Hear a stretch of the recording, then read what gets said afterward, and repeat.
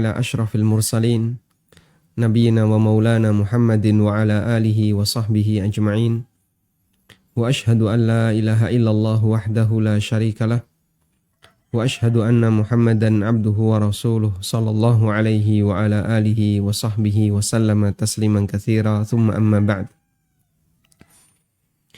Alhamdulillah, kembali kita lanjutkan pelajaran rutin kita dengan membahas buku tafsir salat. Dan insya Allah kita akan membaca beberapa poin terutama terkait bagaimana mengendalikan pikiran ketika salat. Kita akan membaca bahwa salat itu sudah sibuk. Bagi Anda yang memiliki bukunya, silahkan dibuka halaman 5. Salat itu sudah sibuk. Karena dalam salat kita melakukan berbagai macam kegiatan ketika salat, pikiran kita juga sedang sibuk. Sibuk memikirkan apa yang kita lakukan ketika salat. Nabi SAW menyebut salat dengan kesibukan. Disebutkan dalam sebuah riwayat dari Ibnu Mas'ud radhiyallahu anhu, beliau bercerita bahwa beliau pernah memberi salam kepada Nabi SAW ketika Nabi SAW sedang salat. Namun Nabi SAW tidak menjawab salamnya Ibnu Mas'ud.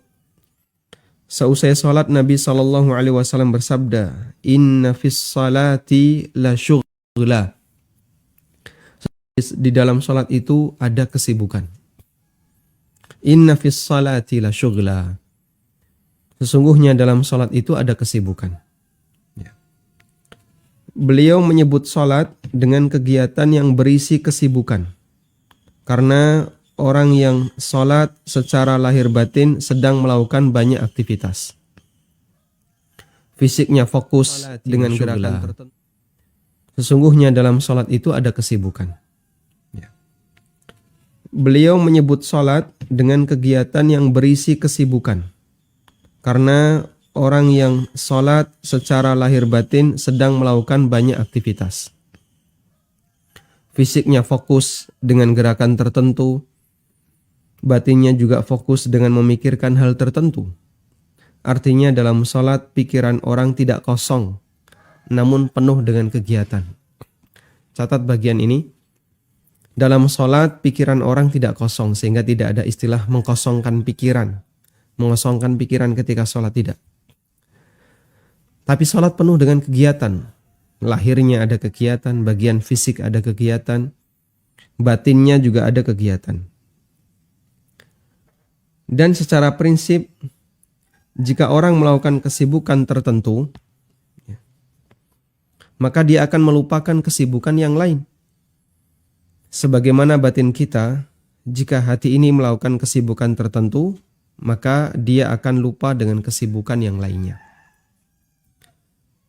Sehingga ketika Anda sedang sibuk misalnya fokus mengerjakan tugas, atau lagi fokus membaca sesuatu yang penting, maka Anda ketika dipanggil orang lain, bahkan kadang dikasih salam orang lain, Anda tidak akan merespon. Karena Anda sedang fokus. Kita akan merasa terganggu ketika Anda sedang membaca WA atau berita, atau Anda sedang nelpon. Kemudian tiba-tiba ada orang yang mencolek Anda, lalu ngajak bicara. Anda akan menghindar dulu, karena Anda sedang fokus dengan satu kegiatan tertentu. Maka demikian pula salat. Salat itu disebut oleh Nabi SAW dengan kesibukan. Inna fis salati la syughla. Sesungguhnya dalam salat itu ada kesibukan. Karena semua dalam salat kita sedang melakukan kegiatan lahir dan batin. Selanjutnya yang menjadi pertanyaan adalah, lalu apa yang perlu kita pikirkan ketika salat? Apa yang perlu kita pikirkan ketika kita sedang salat? Sementara berbicara dengan jiwa sendiri itu menghilangkan rasa khusyuk dalam salat. Sebagaimana dalam pertemuan kemarin kita telah menyampaikan, Nabi SAW menyebutkan bahwa di antara orang yang tidak khusyuk dalam salatnya adalah yuhadditsu fihi ma nafsah. Dia berbicara dengan dirinya sendiri. Berbicara dengan dirinya sendiri Artinya pikirannya melayang kemana-mana. Dan kemarin kita kasih gambaran ya. Sebagaimana orang dalam film itu kan kadang ada adegan orangnya diem, tapi kemudian tiba-tiba terdengar suara yang itu mewakili suara batin. Itulah contoh yuhadditsu fihi ma nafsah. Dan orang yang sedang sholat kadang dia berbicara dengan dirinya sendiri, melayang kemana-mana pikirannya. Lalu apa yang harus kita pikirkan agar sholat kita disebut sebagai sholat yang khusyuk? Saya pernah bertanya kepada orang yang pernah mengikuti pelatihan sholat khusyuk, ya, yang harganya cukup mahal ya. Ketika itu harganya ya, sekitar 1 juta ke atas. Sehingga untuk bisa bergabung ke situ, orang yang nggak mampu nggak bisa belajar. Ada jawaban yang beraneka ragam. Ada yang ngasih jawaban, saya ketika sholat membayangkan seolah-olah di depan saya itu ada Ka'bah. Sehingga dalam pikirannya, ngarepmu ini Ka'bah. Depanmu ini adalah Ka'bah. Ada juga yang bayangin, saya ketika sholat seolah-olah saya itu berada di luar angkasa. Ya, sehingga kanan kiri saya itu penuh dengan bintang-bintang, kemerlapan, langit yang demikian luas. Ada juga yang membayangkan saya ketika sholat membayangkan seolah-olah di depan saya itu serba putih, sehingga tidak ada benda apapun, ya, kosong, serba putih, selain hanya warna putih yang dia lihat. Itu kan bayangan-bayangan yang dihadirkan ketika hamba ini ingin khusyuk. Tapi dia kebingungan gimana caranya mengendalikan pikiran. Saya tidak tahu apa yang diajarkan dalam pelatihan sholat khusyuk itu. Cuman saya penasaran, mereka yang sudah ikut sholat khusyuk, pelatihan sholat khusyuk, saya ingin tahu gimana caranya sholat khusyuk. Ternyata jawabannya beda-beda. Ada yang ketika khusyuk itu diartikan membayangkan Ka'bah, membayangkan warna putih di depan, membayangkan seperti di awang-awang, dan aneka bayangan-bayangan yang lainnya. Baik, coba kita perhatikan khusyuk. Kemarin kita telah bahas ya. Artinya adalah fokus. Orang yang khusyuk berarti dia sedang fokus. Sehingga khusyuk ketika sholat berarti fokus dengan sholatnya.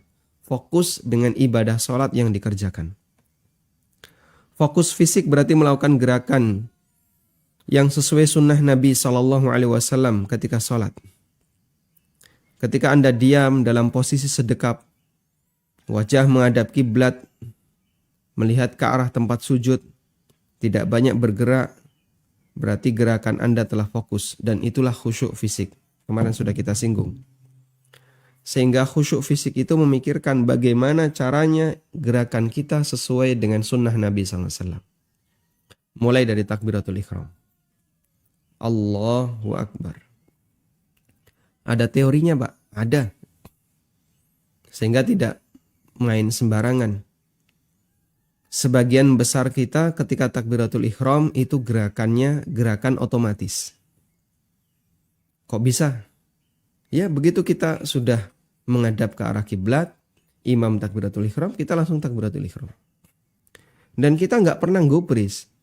Tangan ini di posisi mana? Allahu Akbar. Allahu Akbar. Apakah di sini, di sini? Kadang ada yang begini, Allahu Akbar. Kadang yang ada agak agak hemat, Allahu Akbar. Kebanyakan begini, Allahu Akbar. Karena gerakan kita gerakan otomatis. Ada yang begini-begini. Allahu Akbar. Dan itu karena kebiasaan. Makanya perlu dikoreksi yang kayak gini ya. Lakukan evaluasi. Coba gimana gerakan Anda ketika sholat. Biasanya kalau habis pengajian sih agak sadar. Nanti lambat laun mulai menurun kesadaran itu. Terus kembali seperti gerakan otomatis. Kadang kan ada yang angkat tangannya mantul-mantul. Allahu Akbar. Nah. Nanti kita akan bahas bagaimana cara mengangkat tangan yang benar. Intinya saat Anda melakukan gerakan yang sifatnya otomatis itu, berarti sebenarnya Anda tidak khusyuk. Demikian pula ketika menaruh kedua tangan di dada. Ada yang di dada, ada yang di perut, ada yang di bawah pusar, ya. Ada yang begini, ada yang di jantung ya, ada yang di organ liver, hati. Ini mana yang benar ini? Serong kanan atau serong kiri? Baik. Dan ketika kita tidak tahu bagaimana cara sholat sesuai sunnah, kita nggak bisa melakukan khusyuk fisik. Sementara fokus batin berarti batin itu fokus memikirkan isi sholat. Fokus batin artinya batin fokus memikirkan isi sholat. Apa itu konten sholat? Apa isi sholat? Konten sholat berarti unsur sholat. Dan itu ada dua, gerakan dan bacaan. Karena itu fokus terhadap isi sholat berarti fokus memikirkan gerakan dan bacaan dalam sholat. Nah ini yang mau kita kasih kesimpulan. Gimana sih khusyuk dalam sholat? Khusyuk dalam sholat adalah istihdharul qalbi. Menghadirkan hati untuk memikirkan gerakan dan bacaan ketika kita sedang sholat. Bukan malah mikir yang lain. Bukan malah mikir di luar angkasa, di depan ada kain warna putih, atau mikir di depannya ada Ka'bah. Betul Anda menghadap ke arah kiblat dengan harapan itu lurus tepat ke Ka'bah, meskipun belum tentu ya. Karena kan jarak kita jauh sekali. Apalagi mikir, kadang ada orang mikir, apa misalnya, seolah-olah sholat di surga. Saya pernah dengar ada orang yang menyampaikan, saya itu merasa sangat tenang ketika saya sholat. Saya membayangkan seolah-olah saya sholat di tepi sungai, lalu ada suara gemercik air. Ya, suasana penuh dengan ketenangan, ada suara burung-burung. Ya, kayak sholat seperti di surga. Sehingga malah dia memikirkan yang lain. Merancang suasana ketika sedang sholat. Itu berarti memikirkan yang lain. Padahal yang namanya khusyuk itu bukan itu. Khusyuk adalah memikirkan sholat yang sedang dia kerjakan. Fokus dengan sholat yang dia kerjakan. Sekarang kita lihat. Fokus memikirkan gerakan sholat berarti memikirkan bagaimana agar kita bisa melakukan gerakan sholat yang sesuai sunnah. Bagaimana cara sedekap yang benar. Bagaimana cara mengatur pandangan yang benar. Bagaimana cara rukuk yang benar, bagaimana di mana posisi tangan ketika sujud, apakah di sini, atau bagaimana? Bagaimana posisi duduk yang sesuai sunnah? Iktidal itu tangan sedekap ataukah dilepas? Karena itu seorang hamba dituntut untuk mempelajari tata cara sholat Nabi SAW. Lalu sesuaikan gerakan dia dengan sholat dan gerakan atau dengan sholat sesuaikan gerakan dia dalam sholat dengan gerakan yang dilakukan oleh Nabi SAW. Sehingga dia mengamalkan perintah Rasulullah SAW. Wasallu kama ra'aitumuni usalli. Kerjakanlah sholat sebagaimana kalian melihatku sholat. Lakukanlah sholat sebagaimana kalian melihatku sholat. Dan kita kan tidak pernah melihat Nabi SAW sholat. Alhamdulillah, sahabat mereka merekam bagaimana gerakan-gerakan Nabi SAW dalam sholat. Bahkan sampai detail yang kecil-kecil itu mereka sampaikan. Tinggal pertanyaannya, kita mau belajar atau tidak? Sehingga sampai posisi jari itu rapat atau renggang. Posisi kaki, ketika sujud, kaki itu rapat atau renggang. bagaimana cara Nabi SAW mengisyaratkan jari telunjuk saat tasyahud, sampai posisinya itu mereka ceritakan. Ya, nanti kita akan bahas itu. Karena ada dua hadis, dua riwayat, posisi 1 dan posisi 2, sehingga sangat detail mereka bercerita tentang bagaimana cara Nabi SAW. Anda ketika pelajari semuanya, seolah-olah melihat Nabi SAW sedang sholat. Sehingga hadis wasallu kama ra'aitumuni usalli, yang ini disampaikan oleh Rasulullah SAW kepada Malik ibnul Huwairith radhiyallahu anhu. Ketika Malik ibnul Huwairith mau pulang, meninggalkan Madinah, pamitan kepada Rasulullah SAW, Nabi SAW berpesan kalimat itu. Dan kemudian hadis ini menjadi hadis panduan tentang bagaimana cara sholat yang benar. Sehingga pada prinsipnya adalah jadikan gerakan sholat kita berdalil. Kamu ketika sedekap seperti itu, dalilnya apa? Ada dalilnya. Waktu ngangkat tangan kok kayak gitu, dalilnya mana? Ada dalilnya. Sesuaikan dengan dalil, maka kita akan bisa khusyuk dalam sholat. Baik. Jadikan prinsip. Jadikan sholat kita berdalil. Karena kalau sholat itu berdalil, ada sesuatu yang banget gitu ya, katanya. Ada rasa yang lebih dibandingkan sholat yang hanya sebatas kebiasaan. Karena umumnya kita sholat hanya sebatas mengikuti rutinitas yang dulu. Pak, kan udah hafal. Ya betul udah hafal. Cuman hafalan Anda sudah benar ataukah belum? Sehingga gerakan-gerakannya kebanyakan gerakan otomatis. Apalagi kita itu cenderung dalam sholat itu latah. Sampingnya kayak gitu, kita kadang ikut kayak gitu. Teman-teman yang baru ngaji misalnya, baru hijrah, dia kadang ketika sholat masuk ke masjid. Setelah masuk masjid ini, nanti akan ada kajian Ustadz A, Ustadz B. Dia perhatikan kanan kirinya, oh itu sholatnya kayak gitu, yang itu. Terus dia tiru-tiru. Padahal dia nggak ngerti kenapa itu seperti ini, yang itu seperti ini. Dia nggak ngerti. Akhirnya tiru-tiru itu kadang berubah jadi begitu takbir, mantul-mantul dulu. Allahu Akbar. Ada yang begini. Ada yang berhadapan tangannya. Allahu Akbar. Nah. Jadi prinsipnya tadi, jadikan sholat kita berdalil. Termasuk bagian dari fokus memikirkan gerakan adalah merenungkan dan memahami arti dari gerakan sholat. Seperti merenungkan kenapa kita harus berdiri. Mengapa harus bersedekap ketika berdiri. Mengapa harus rukuk dengan posisi seperti ini. Mengapa posisi sujud seperti itu. Kita meletakkan muka, yang ini merupakan wajah, yang ini merupakan anggota badan yang paling mulia. Kita taruh sejajar dengan kaki, sehingga saat kita sujud, muka kita yang merupakan anggota badan paling mulia sejajar dengan kaki.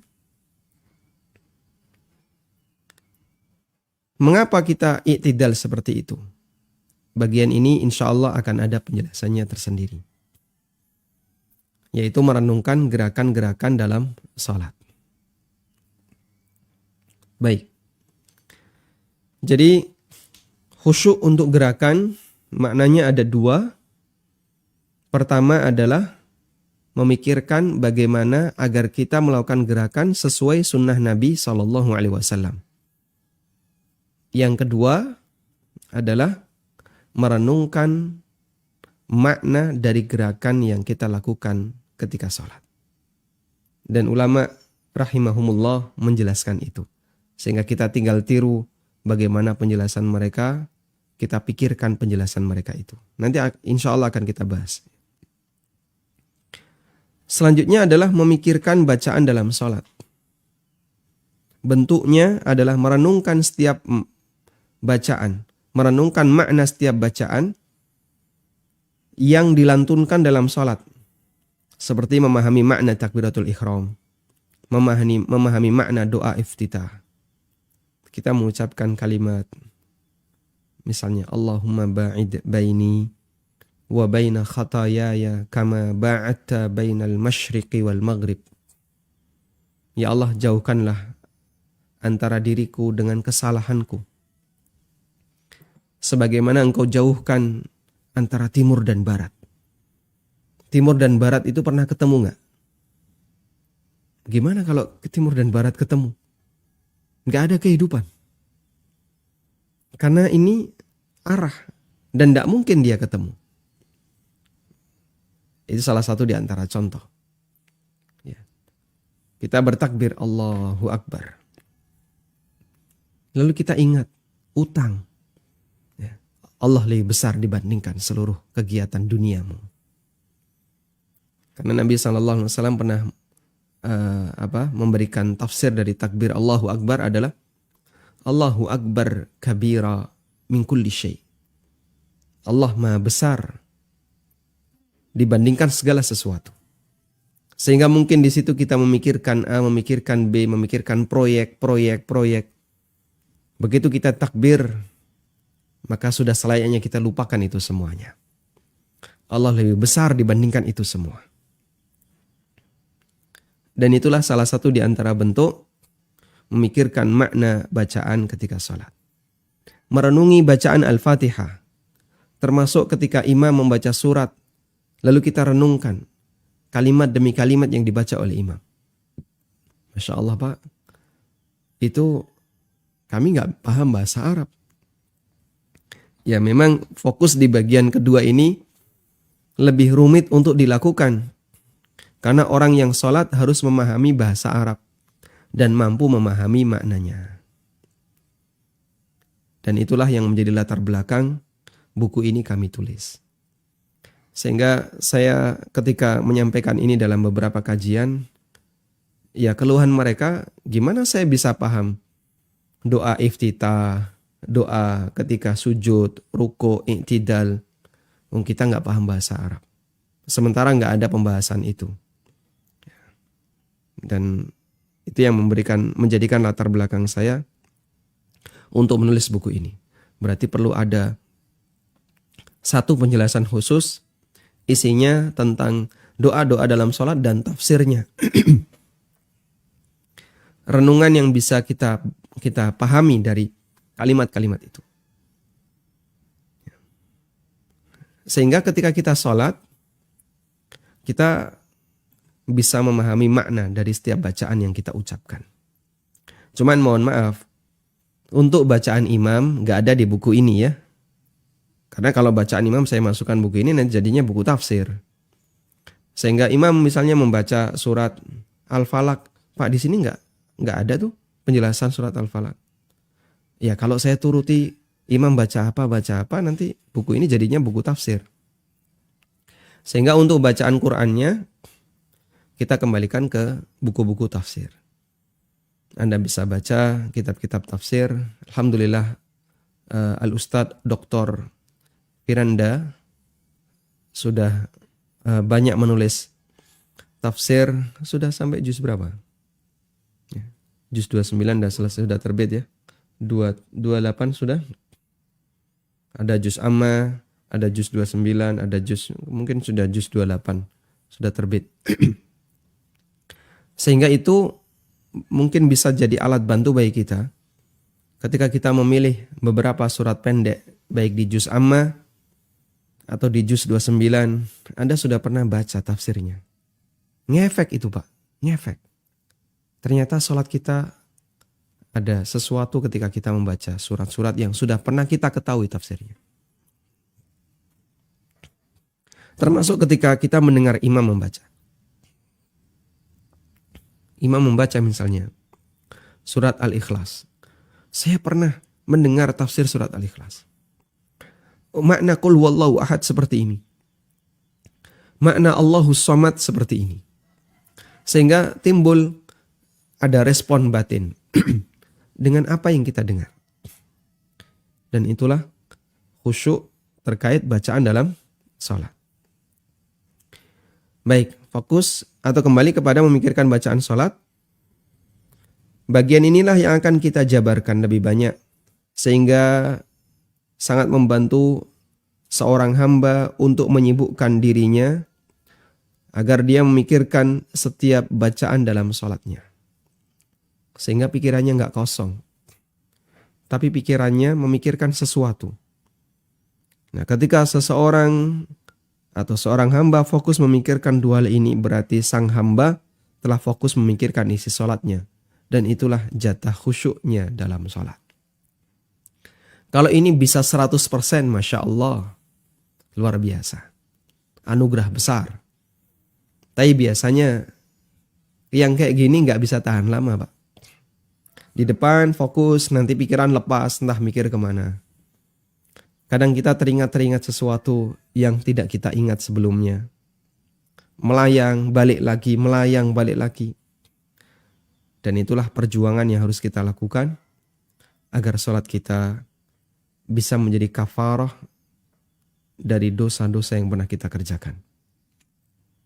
Baik. Selanjutnya kita akan membahas tentang 5 catatan tentang khusyuk dalam sholat. Untuk mengenal lebih dalam mengenai khusyuk dalam sholat, berikut kami sajikan 5 catatan tentang khusyuk dalam sholat. Pertama, tentang hukum khusyuk. Dalam Al-Quran, Allah banyak memuji orang yang khusyuk ketika sholat. Di antaranya, surat Al-Mu'minun, ayat 1 dan 2, Allah berfirman, Qad aflahal mu'minun, alladzina hum fi salatihim khashi'un. Sungguh telah berbahagia, telah beruntung. Sungguh beruntung orang-orang yang beriman. Yaitu orang-orang yang mereka khusyuk dalam sholatnya. Dan para ulama mengatakan, apabila Allah menyebutkan balasan, lalu setelah itu Allah menyebutkan sebab kenapa orang ini bisa mendapatkan balasan itu, maka kalimat lanjutannya merupakan illah dari keberadaan balasan. Sehingga Allah menyebutkan balasan bagi mukmin adalah al-falah, qad aflahal mu'minun. Keberuntungan bagi orang mukmin. Sungguh beruntung orang mukmin, yaitu orang yang khusyuk dalam sholatnya. Berarti khusyuk dalam sholat adalah sebab keberuntungan dan illah latar belakang orang mukmin bisa mendapatkan keberuntungan. Dan benar demikian. Karena ketika kita hidup di dunia nggak bisa lepas dari musibah. Dan kita pengennya curhat. Orang kalau sudah curhat, seolah-olah terasa lebih ringan itu beban masalah. Dan curhatnya seorang muslim adalah dalam sholatnya. Dia bermunajat kepada Rabbnya, kepada Allah Subhanahu wa ta'ala. Makanya Nabi SAW ketika beliau punya masalah besar, karena Nabi SAW idza jadabahu amrun shalla. Nabi SAW kalau punya masalah besar beliau sholat. Sehingga beliau tidak nangis tengkurap. Ya, biasanya wanita kan kayak gitu ya, punya masalah sedih nangis tengkurap. Beliau juga tidak kemudian misalnya terus piknik kemana, jalan-jalan, tidak. Tapi yang dilakukan oleh Rasulullah SAW, begitu beliau punya masalah, beliau sholat. Allah juga berfirman ketika memuji Zakaria alaihissalatu wassalam, fastajabna lahu wa wahabna lahu Yahya. Kami memperkenankan doanya dan kami anugerahkan kepadanya, kepada Zakaria, Yahya. Wa aslahna lahu zaujah. Dan kami jadikan istrinya dapat mengandung. Istrinya diperbaiki oleh Allah. Sehingga yang sudah menopause, yang sudah tidak produktif, tapi dengan kuasa Allah, dengan izin Allah, istrinya bisa hamil. Innahum kanu yusari'una fil khairat wa yad'unana raghaban wa rahaba wa kanu lana khashi'in. Sesungguhnya mereka para nabi itu adalah orang-orang yang selalu bersegera dalam mengerjakan perbuatan kebaikan. Dan mereka berdoa kepada kami dengan raghaban wa rahaba, diiringi rasa harap dan cemas. Wa kanu lana khashi'in, dan mereka adalah orang-orang yang khusyuk kepada kami. Sehingga para nabi dipuji oleh Allah dengan khusyuknya salat yang mereka kerjakan. Ada banyak pujian bagi orang yang khusyuk ketika salat. Berarti menunjukkan sebaliknya, celaan bagi mereka yang tidak khusyuk dalam salat. Sehingga orang yang salat dituntut untuk fokus pikirannya dengan salatnya agar bisa khusyuk dalam salat, agar dia tidak termasuk orang yang tercela. Tayyib. Dan ini adalah kesimpulan mafhum mukhalafah. Jika khusyuk dalam salat dipuji oleh Allah, berarti tidak khusyuk adalah tindakan yang tercela. Selanjutnya ulama berbeda pendapat mengenai hukum khusyuk dalam salat. Jumhur ulama berpendapat bahwa khusyuk hukumnya anjuran dan tidak wajib. Status khusyuk dalam salat adalah penyempurna salat. Alasannya, orang yang salat sambil memikirkan dunia, salatnya sah selama dia masih sadar terhadap salatnya. Sadar dalam arti dia tahu urutan-urutan gerakan dan sadar dengan apa yang dia baca di masing-masing gerakan. Sehingga ketika berdiri dia sadar ini waktunya baca Fatihah. Ketika rukuk dia sadar ini waktunya baca doa rukuk. Ketika i'tidal dia mengucapkan Sami Allahu liman hamidah dan tidak mengucapkan Allahu Akbar. Ya. Meskipun pikirannya sedang melayang kemana-mana, tapi dalam setiap titik-titik gerakan ini dia sadar. Dalam ensiklopedia fikih dinyatakan, ikhtalafal fuqaha'u fi hukmil khusyu'i fis salah. Ulama berbeda pendapat mengenai hukum khusyuk ketika salat. Dhahaba jumhurul fuqaha'i ila annahu sunnatun min sunanis salati. Jumhur ulama berpendapat bahwa khusyuk termasuk salah satu sunnah salat. Bidalili sihhati salati man yufakkiru bi amrin dunyawiyyin idh lam yakulu bibudlaniha. Dengan dalil, orang yang berpikir masalah dunia ketika salat, status salatnya tetap sah. Karena mereka tidak menganggap batalnya salat seseorang selama dia masih sadar idza kana dhabitan af'alaha, selama dia masih sadar dengan gerakan salatnya. Saya sedang takbiratul ihram. Saya sedang apa lagi? Saya sedang ruku. Saya sedang sujud dan seterusnya. Dilanjutkan keterangan, wa dhaba ba'du fuqaha'i kullin minal Hanafiyah wal Malikiyah wal Syafi'iyah wal Hanabilah ila anna al-khusyu'a lazimun min lawazimis salah. Sementara sebagian ulama di kalangan Hanafiyah, Malikiyah dan Syafi'iyah serta Hambali, mereka mengatakan khusyuk itu salah satu kewajiban salat. Hanya saja mereka beda pendapat. Ini cukup panjang bahasa Arabnya, saya langsung kutipkan terjemahannya ya. Hanya saja mereka berbeda pendapat mengenai status kewajibannya. Ada yang mengatakan khusyuk termasuk kewajiban dalam sholat, namun sholat tidak batal ketika tidak khusyuk, karena ma'fu, dimaafkan. Ada yang mengatakan khusyuk termasuk kewajiban dalam sholat, dan sholat batal jika tidak khusyuk. Ada yang mengatakan khusyuk itu syarat sah sholat, namun syarat untuk sebagian dan bukan keseluruhan. Sehingga menurut pendapat ini, harus ada khusyuk di sebagian kegiatan sholat, meskipun tidak khusyuk di tempat yang lain.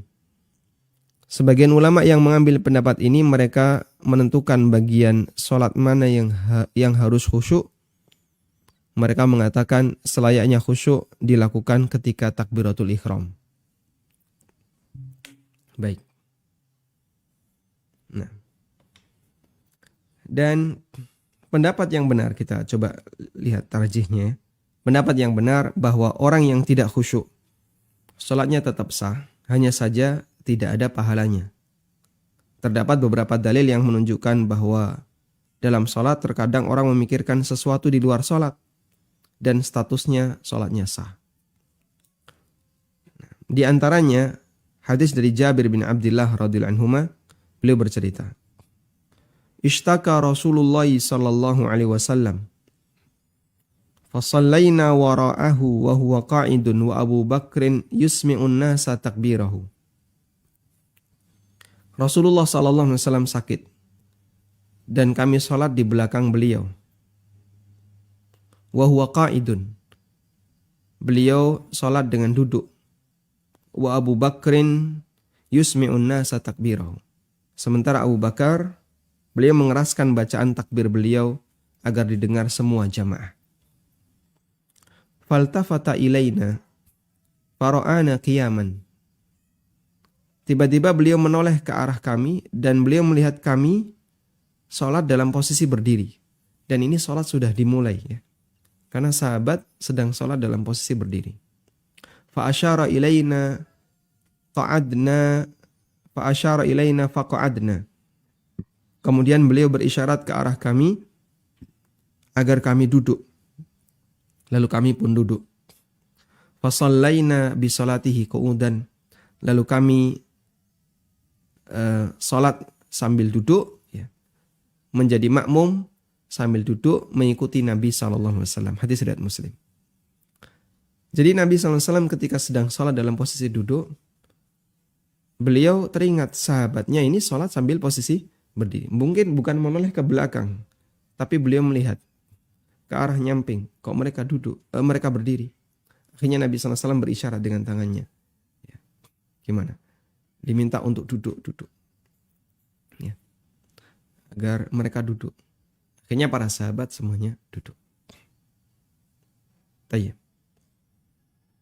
Nabi SAW berisyarat ketika salat menunjukkan bahwa ada bagian dari salat beliau yang tidak khusyuk. Selanjutnya, hadis yang kedua. Dari Sahal bin Handalah radhiyallahu anhu. Beliau bercerita ketika peristiwa sebelum perang Hunain. Beliau bercerita salah satu cuplikan sejarah sebelum kejadian perang Hunain, bahwa Nabi SAW mengutus seseorang untuk berjaga malam di sebuah lembah, memperhatikan keadaan sasaran.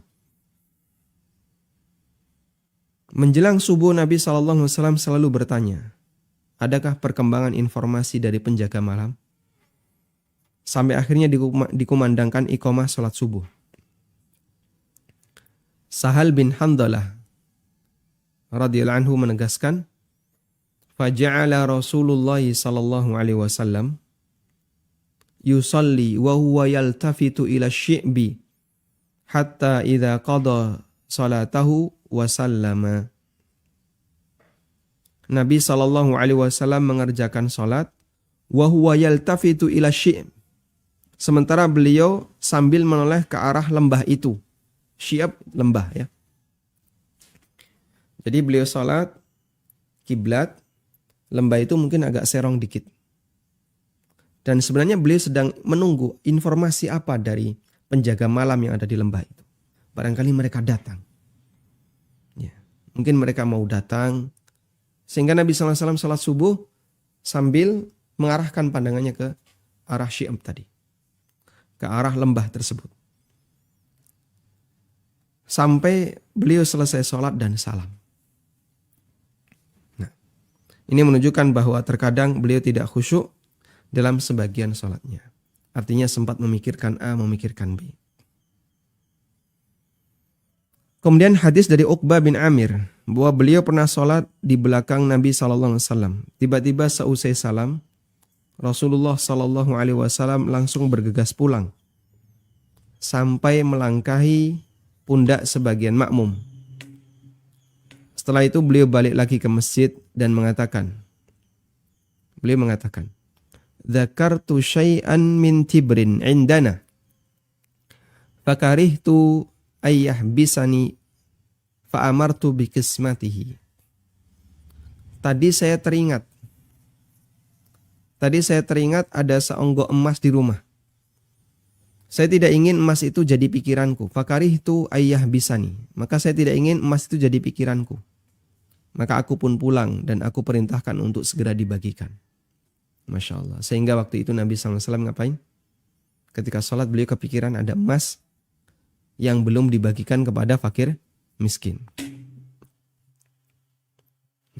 Beliau kepikiran emas itu sejak beliau masih sholat. Sehingga sholat tidak batal disebabkan amal hati. Disebabkan tadi ya, adanya misalnya pikiran sedang melayang ke kanan atau melayang ke kiri dan seterusnya. Dan masih banyak dalil yang lainnya, seperti Nabi SAW pernah sholat dan beliau berniat untuk memanjangkannya, namun beliau mendengar ada bayi nangis. Kemudian beliau mempercepat sholatnya dan beliau menyampaikan alasannya, karena saya tidak ingin ibunya sedih, nanti ibunya kepikiran. Demikian pula beliau pernah sholat di rumah, kemudian Aisyah datang. Lalu beliau bukakan pintunya. Termasuk beliau sholat sambil menggendong cucunya yang bernama Umamah bintu Abil As bin Rabi' radhiyallahu anhuma. Hanya saja unsur khusyuk harus ada dalam setiap sholat yang dikerjakan seseorang. Baik, jadi sampai di situ tadi kita mendapatkan kesimpulan bahwa kalau sholat itu tidak khusyuk, tidak sampai batal. Namun unsur khusyuk harus ada dalam sholat yang dikerjakan seseorang. Sehingga jika ada orang yang sholat dan tidak khusyuk sama sekali, 100% gak khusyuk, kepikiran yang lain terus, maka sholatnya batal. Berdasarkan hadis dari Aisyah radhiyallahu anha, Nabi SAW bersabda, La yusalli bihadrati ta'am wala huwa yudafi'uhul akhbathan. Gak ada sholat ketika makanan sudah dihidangkan sementara dia pingin makan. Lapar, pingin makan, sehingga ketika sholat kepikiran makanan. Wala huwa yudafi'ul akhbathan, termasuk juga sholat sambil menahan dua buang hadas. Ingin buang air besar atau buang air kecil. Baik. Menahan dua hadas maknanya adalah menahan hadas yang keluar dari jalan depan dan belakang. Dalam kondisi sangat lapar, ingin makan, sementara makanan yang sudah disajikan, atau kondisi kebelet ingin buang air atau buang angin, jika tetap dipaksa sholat, maka tidak akan khusyuk sama sekali. Ini yang membuat sholatnya dikerjakan tanpa ada unsur khusyuk dan itu menyebabkan sholatnya batal. Sehingga la sholata di sini atau la yusalla di sini dimaknai sholatnya dinilai tidak sah. Wallahu alam. Kita tambahkan hukum menahan kentut ketika sholat. Acuan kita adalah hadis Aisyah radhiyallahu anha. Nabi sallallahu alaihi wasallam bersabda, la yusalla bihadrati ta'am. Tidak boleh sholat ketika makanan sudah dihidangkan. Terkait menahan kentut, As-Sun'ani membedakan antara kentut yang kuat, kebelet, dengan kentut yang ringan. Masya Allah ya. Jadi dalam fikih ada pembahasan kentut dibagi dua, gitu ya. Kentut kuat dan kentut ringan. Ketika menjelaskan hadis Aisyah di atas, beliau mengatakan, wa yulhaqu bihima mudafa'atur rihi fahada ma'al mudafa'ati wa amma idza kana yajidu fi nafsihi thiqalu dzalika wa laysa hunaka mudafa'ah fala nahya 'anis salati ma'ahu. Termasuk dalam larangan di atas adalah menahan kentut. Ini jika disertai kebelet, mudafa'ah, sehingga kentutnya sudah mendorong-dorong, pingin keluar, tapi ditahan kuat. Adapun jika dirinya mampu menahan dan tidak ada rasa kebelet, walaysa hunaka mudafa'ah, fala nahya 'anis salati ma'ahu, maka tidak terlarang sholat sambil menahannya. Sehingga kadang ada kentut, mau keluar tahan dikit, dia udah hilang. Ya. Nanti muncul lagi, tahan dikit, sudah hilang. Tapi kalau sampai mukanya merah gitu ya. Terus apa lagi? Kemudian menahan kuat, kayak orang mau kebelet itu, maka itu bisa membatalkan salat. Wallahu a'lam. Tayyib, ini catatan pertama terkait masalah khusyuk. Dan insya Allah kita akan bahas khusyuk mukmin dengan khusyuk munafik. Atau saya tambahkan sedikit istilah ini ya. Ada dua hal yang perlu Anda bedakan.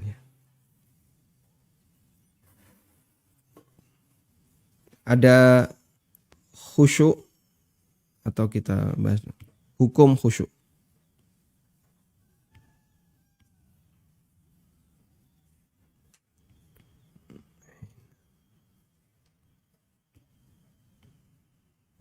Hukum khusyuk tadi ya.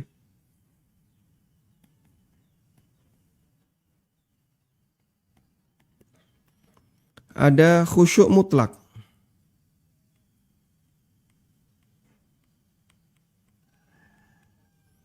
Ada mutlakul khusyuk.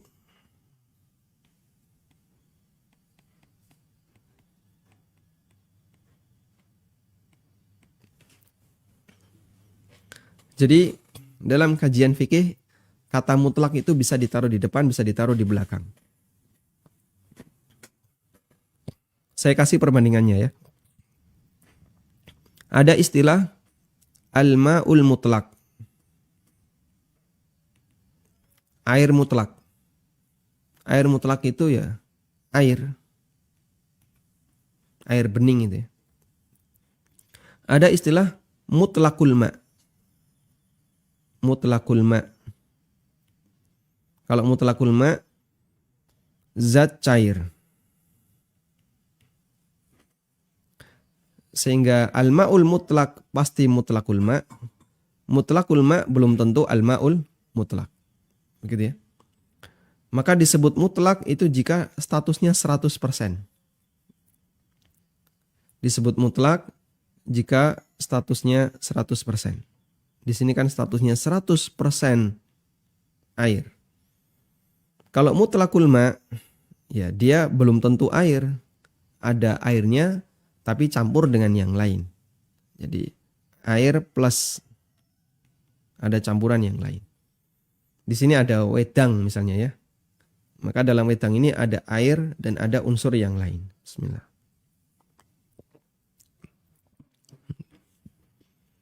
Maka wedang ini disebut dengan mutlakul ma'. Alhamdulillah. Baik, khusyuk juga seperti itu. Khusyuk mutlak itu khusyuk 100%. 100% khusyuk. Mutlakul khusyuk itu berarti khusyuk tapi kurang. Khusyuk tapi kurang. Berapa persen? Ya, wallahu a'lam, tergantung orangnya. Ada yang cuma 5%, 10%, sekian persen ya. Tayyib. Nah, untuk khusyuk mutlak ini enggak wajib. Karena mustahil kita bisa melakukannya. 100% khusyuk itu mustahil kita bisa melakukannya. Sedangkan mutlakul khusyuk ini wajib. Nah, selanjutnya ulama beda pendapat.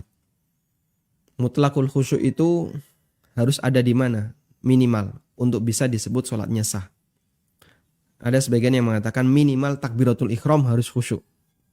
Meskipun kadang bisa jadi setelah itu dia nggak khusyuk. Intinya dalam sholatnya harus ada unsur khusyuk meskipun sedikit. Harus ada unsur khusyuk. Wallahu ta'ala alam. Baik, demikian yang bisa kita bahas. Semoga bermanfaat. Wassallallahu ala nabiyyina Muhammadin wa ala alihi wa sahbihi wasallam wa akhiru da'wana alhamdulillahi rabbil alamin. Salurkan donasi Anda. Tidak ada satupun di antara sahabat Nabi SAW yang punya kemampuan kecuali mereka wakaf Untuk pembangunan SDTQ MIPS melalui rekening Bank Syariah Mandiri, kode bank 451, nomor rekening 7441049999 atas nama Yayasan Amal Abadi Indonesia. Info donasi 082 123 45 7441. Semoga Allah Subhanahu wa taala memberikan keberkahan dan kemudahan. Wassallallahu ala nabiyyina Muhammadin wa ala alihi wa sahbihi wasallam. Wa akhiru da'wana alhamdulillahi rabbil alamin. Wassalamualaikum. Alhamdulillah. Selanjutnya kami persilahkan bagi Anda yang mau bergabung. Baik, silahkan. Assalamualaikum Ustaz. Waalaikumsalam warahmatullah. Silakan Bapak. Ya Ustaz, saya mau tanya Ustaz, di sini kan keterangannya bahwa orang tidak khusyuk itu sholatnya tetap sah, hanya tidak ada pahalanya. Nah, apakah tidak sebaiknya kalau kita sudah tahu kalau kita tidak khusyuk, kita batalkan saja gitu sholat dan kita ulang gitu? Apakah mana yang lebih benar gitu Ustaz? Itu yang pertama Ustaz.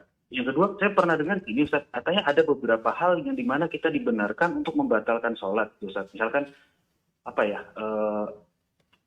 Apa sih yang namanya, kayak misalkan gempa bumi gitu, jadi kita harus melarikan diri gitu. Nah itu ada keterangannya nggak Ustaz? Apa saja detailnya sehingga kita diperbolehkan untuk membatalkan sholat gitu Ustaz?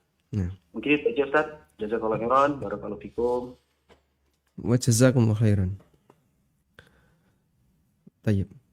Pada asalnya begini. Ketika kita melakukan amal yang wajib, maka kita tidak boleh membatalkan amal itu tanpa sebab. Allah Subhanahu wa taala berfirman, "Wala tubtilu a'malakum." Janganlah kalian membatalkan amal kalian.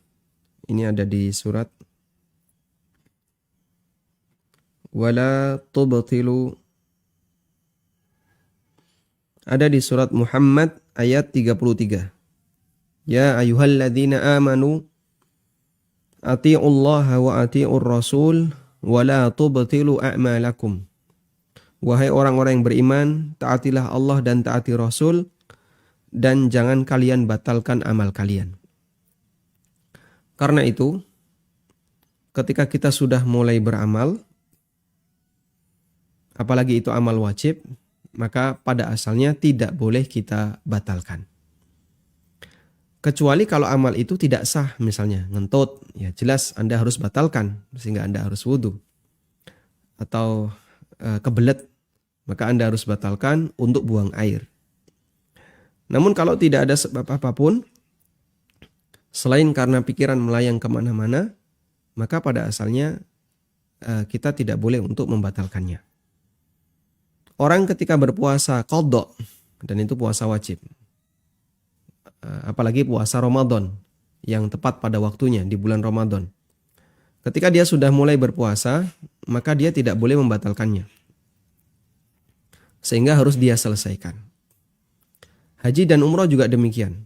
Ketika orang sudah memulai berangkat ihram, maka tidak boleh dia putus, harus dia selesaikan.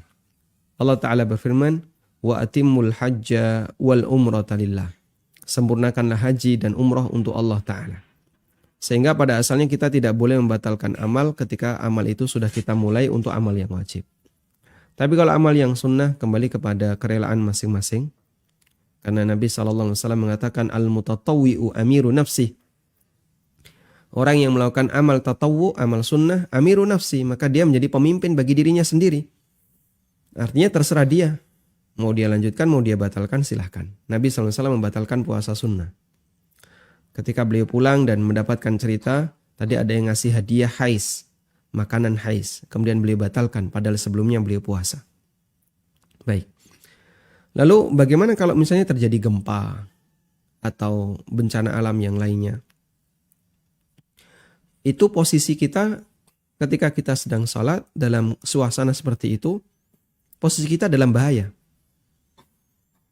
Sementara ketika kita dalam bahaya lalu kita diam saja, padahal sudah tahu itu berbahaya, mungkin bisa masuk dalam kategori bunuh diri.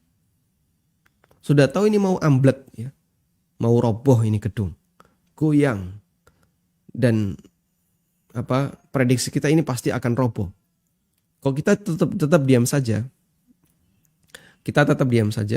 bisa terhitung bunuh diri. Artinya justru malah perbuatan dosa. Ya meskipun statusnya tidak sebesar bunuh diri dengan dengan gantung diri atau dengan pisau atau dengan menelan racun. Cuman terhitung sebagai perbuatan yang perbuatan yang dia membahayakan diri sendiri. Dan Allah Subhanahu wa taala berfirman, "Wala tulqu biaidikum ila tahlukah."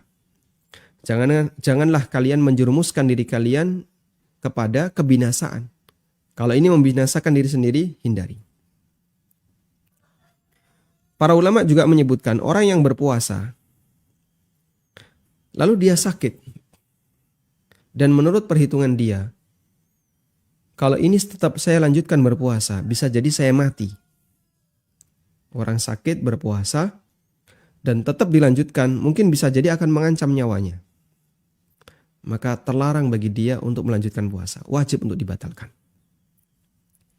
Kalau dia lanjut puasa, bisa berdosa disebabkan karena dia menjerumuskan dirinya dalam kebinasaan. Dan itu yang bisa kita jadikan sebagai alasan. Kalau misalnya ada orang sedang sholat, tiba-tiba ada harimau mau menerkam, ya Anda harus lari, menyelamatkan diri. Atau ada bahaya yang lain yang mengancam, Anda harus menghindar, menyelamatkan diri. Tidak boleh tetap diam. Wallahu a'lam. Silahkan. Bismillah. Assalamualaikum Ustaz. Waalaikumsalam warahmatullahi. Kami ingin bertanya, jika misal saya ingin bekerja sama mengenai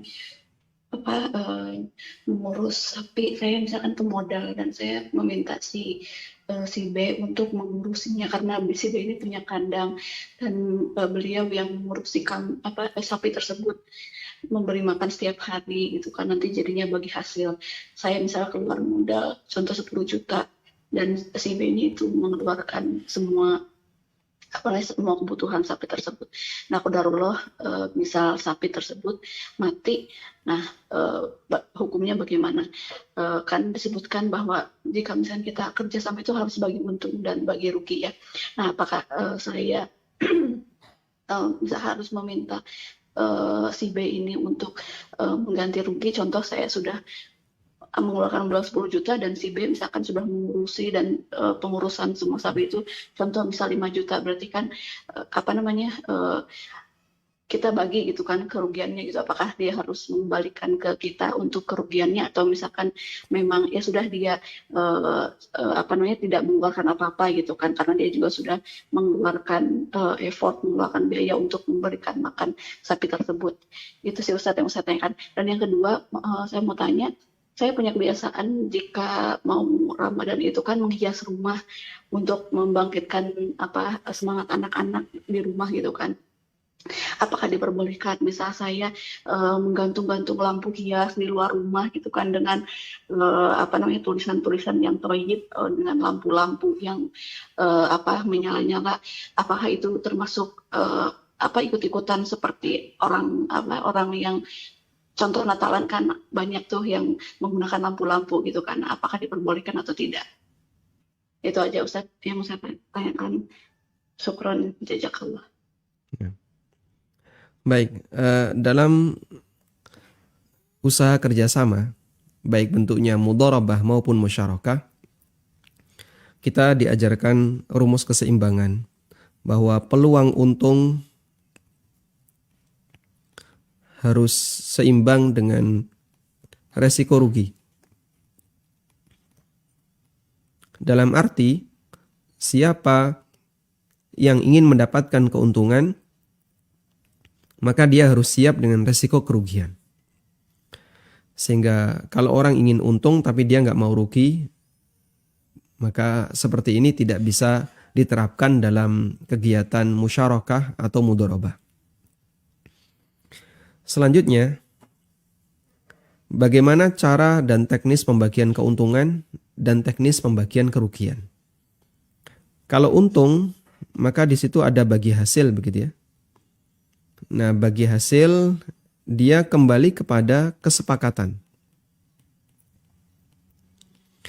Kembali kepada kesepakatan. Sudah? Sehingga masalah angkanya apakah 50%, 50%, ataukah angka yang lain n%, itu kembali kepada kesepakatan. Lalu untuk resiko rugi bagaimana? Jika terjadi rugi, maka kan berarti ada bagi rugi. Bagi rugi itu bukan pakai prosentase bagi untung. Sehingga nanti kalau rugi kita 50% ya. Bukan seperti itu. Rugi itu dihitung berdasarkan apa yang sudah kau keluarkan. Oh, saya mengeluarkan ini. Yang ini mengeluarkan ini. Ya sudah, yang kau keluarkan dan sudah habis, nggak balik gitu aja. Itu teori rugi. Apa yang sudah kita keluarkan, ternyata dia habis. Maka Anda harus merelakan, itu nggak balik. Itulah bagi rugi. Sehingga kalau tadi Anda sebagai pemodal, misalnya mengeluarkan uang 10 juta, ya. Lalu mudorib, pengelola, dia menyediakan kandang. Kandang ini kan ada lahan, Anda nggak perlu sewa lahan kandangnya.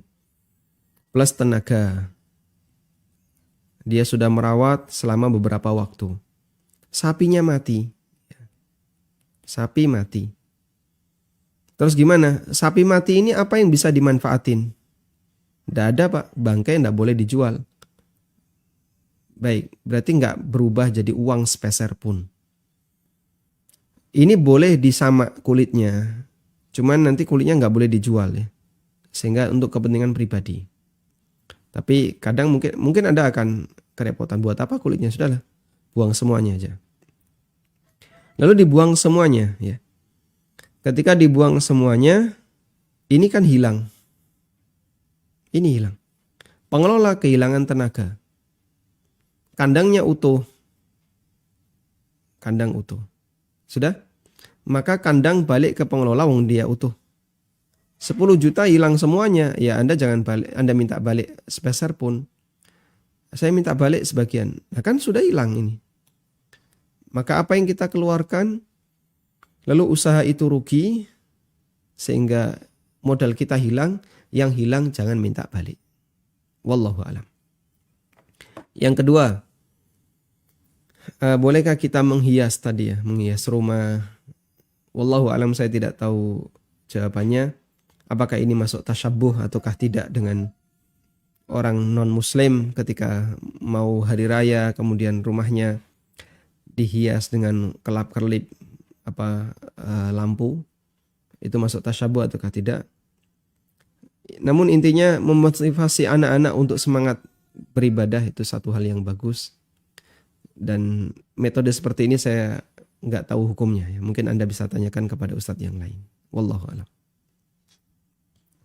Bismillah. Bagaimana apabila dalam sholat kita memikirkan dosa-dosa kita? Apakah ini termasuk masih dalam kategori khusyuk dalam sholat, Ustadz? Memikirkan dosa ketika sholat termasuk bagian dari khusyuk dalam sholat, karena kita meyakini kita sedang menghadap Allah. Lalu nanti kita memohon ampun kepada Allah Subhanahu wa ta'ala ketika sedang sujud atau ketika kita sedang duduk tasyahud. Sehingga kita mohon ampun, teringat dosa kita. Bukan teringat perbuatannya ya, tapi teringat saya punya dosa. Dosa itu besar, dosa itu bahaya. Teringat perbuatan buruk yang kita lakukan. Lalu kita mohon kepada Allah. Jika maksudnya adalah dalam rangka untuk bermunajat dengan Rabb kita, dan kita mohon ampun kepadanya, maka itu bagian dari khusyuk, karena khusyuk termasuk juga bermunajat dengan Allah Ta'ala. Dan nanti akan dijelaskan oleh Ibnu Qayyim, bentuk khusyuk yang tertinggi levelnya adalah ketika dia sholat bisa menikmati munajat dengan Allah.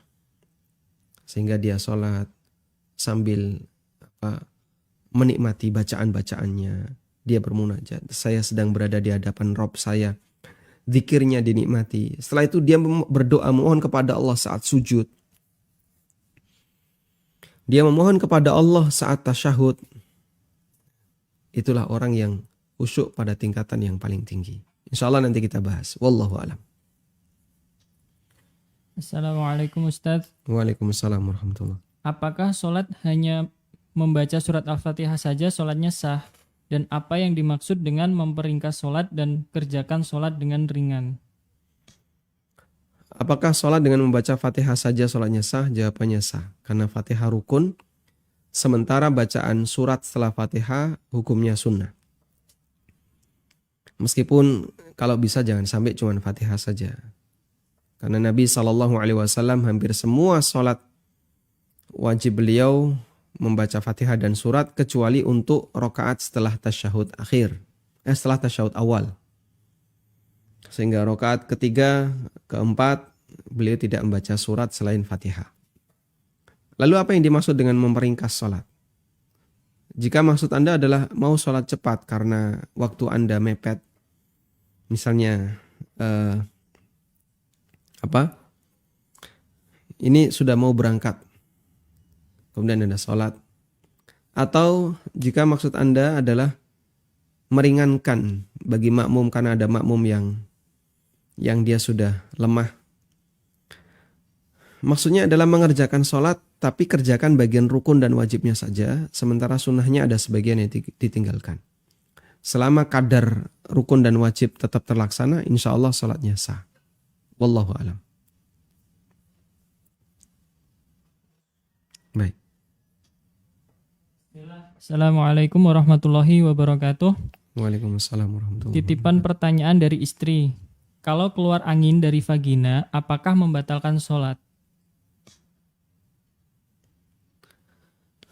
Ada khilaf di antara ulama tentang itu, dan yang rajih batal. Sebagaimana keluar angin dari dubur. Coba insya Allah semoga besok bisa kita sajikan perbedaan pendapat ulama dalam masalah ini. Baik, demikian yang bisa kita bahas, semoga bermanfaat. Wassallallahu ala nabiyyina Muhammadin wa ala alihi wa sahbihi wa sallam. Wa akhiru da'wana anilhamdulillahi rabbil alamin. Subhanakallahumma wa bihamdika asyhadu an la ilaha illa anta astaghfiruka wa atubu ilaik. Wassalamualaikum warahmatullahi wabarakatuh.